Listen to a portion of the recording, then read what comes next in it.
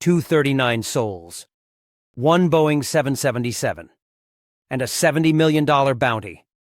After 12 years of silence, the search for MH370 has just been reignited with high-tech drones and a no-find, no-fee deal. Is the mystery finally over? Welcome to Global Digest. The disappearance. On March 8, 2014, Malaysia Airlines Flight 370 vanished.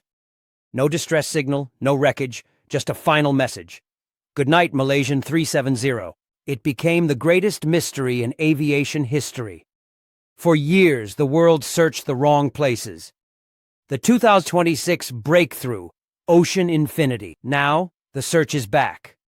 The Malaysian government has signed a massive deal with Ocean Infinity, an American sea exploration company. The terms? No fine, no fee. If they locate the main wreckage, they get paid $70 million. They aren't just using ships. They are deploying a fleet of autonomous underwater drones. These drones are diving 4 to 5 miles deep into a Swiss Alp-like mountain range on the ocean floor, areas never reached before. The key evidence. Why this specific spot? 1. WSPR technology. New radio wave data has tracked invisible disturbances from the night the plane vanished. 2. The pilot theory.